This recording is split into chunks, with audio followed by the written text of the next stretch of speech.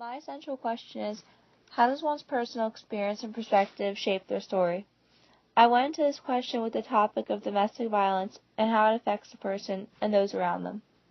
Domestic violence, by definition, is violence or physical abuse directed towards your spouse or domestic partner, usually with the male inflicting it upon the female. What I found especially interesting about this definition is that it pinpoints how domestic violence is basically just physical abuse, which is not true at all. An individual doesn't have to be covered in bruises or scars to have received some type of abuse from a significant other. Although there is definitely many different cases of physical violence, which includes name-calling, damaging of property, forcing you into doing things you wouldn't normally do, using a weapon to threaten and or hurt you, trapping you, and several others, there's also psychological and emotional, which includes intimidation, isolation, constant jealousy or possessiveness, expecting to be asked permission to do things, excessive control finances, and etc. And there's also sexual abuse, which consists in forms of wanting or making you dress provocatively, holding you down during sex, demanding sex, insulting you sexually, or name-calling in a sexually demeaning way, viewing women as objects, and more. It is very important to acknowledge when abuse is taking place and to remember that it can happen to anyone. Here's a clip to prove that point further.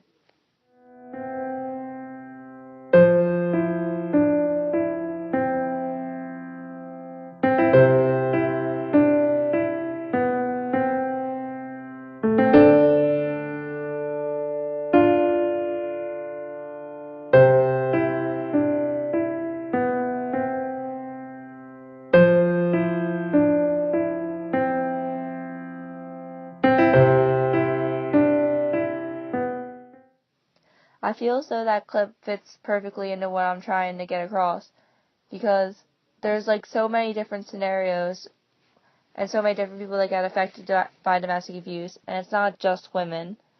It also greatly affects children, and even in some cases it affects men. And it's hard to speak up about when you live in that kind of constant fear of what your abuser will do to you if anyone else finds out. What's even more important to acknowledge is that it doesn't only affect one person when it does happen or it is witnessed.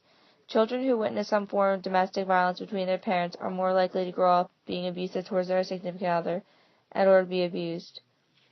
Children who live in domestic violence are also at risk of exposure to traumatic events, the risk of neglect, the risk of domestic abuse, and the risk of losing either one or sometimes even both of their parents. Childhood problems associated with domestic violence fall into three different categories, which are behavioral, social and emotional, cognitive and attitudinal, and long-term problems. These types of experiences are life-altering and can really deeply affect someone, especially in violence that's not 100% physical, such as mental or emotional. It can honestly change who you are as a person and your perspective on relationships or parents or just in general. The rates and reports of these forms of abuse are alarming and almost upsetting.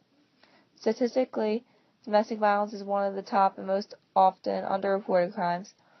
Only about 1/4 of physical assaults, 1/2 of stalkings, and 1/5 of rapes are reported to the police. Here's a video of one case that was reported. Recent disappearances of 3 Twin Cities women have drawn attention to the issue of domestic violence. All of them were involved in troubled relationships. Last year, 18 people were killed in the state as a result of domestic violence. So far this year, 13 people have died. Sonia Goen spoke with a victim who hopes her story will help others.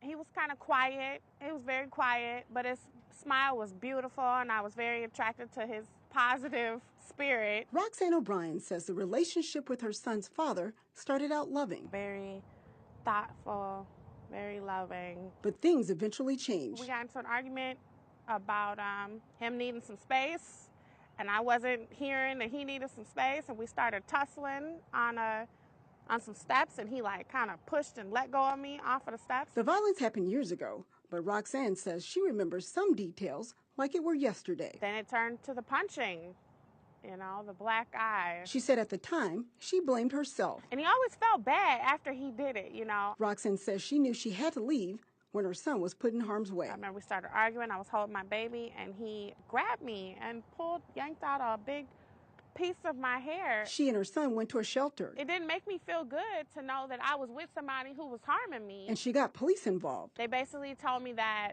there was not much that they could do. And you're going to do the Miranda piece? Now cities like Brooklyn Park are putting more resources to help victims of domestic violence. Victims are oftentimes told not to go to the police, that the police won't help them. Police and advocates are teaming up to go after offenders. One of their tools is a program called Knock and Talk. We actually go out to a house of those high-risk cases to make sure that offenders aren't there violating orders, and to make sure that victims don't have questions, that victims are staying safe, and if there's any more evidence to gather in that case, we're able to do that. We can kind of tailor our approach so that people really feel that we genuinely are caring about them and caring for their safety. Roxanne says she wishes programs like that existed when she was in trouble. She hopes other women will learn from her experience. Even if the man does love you, if he's putting his hands on you, he doesn't love himself enough, and he doesn't love you enough to realize that you're a beautiful, loving person and that you are valuable.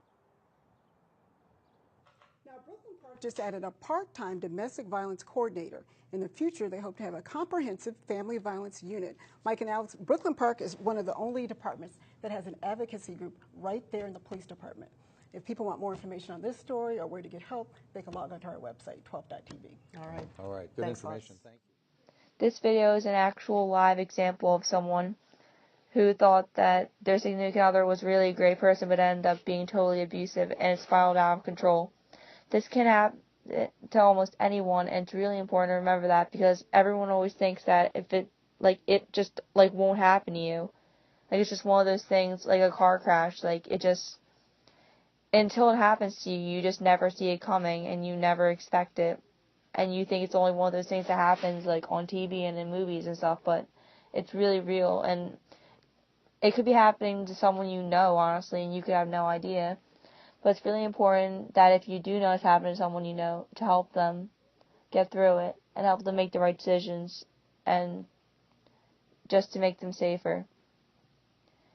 And that concludes my project, my essential question being, how does one's personal experience and perspective shape their story?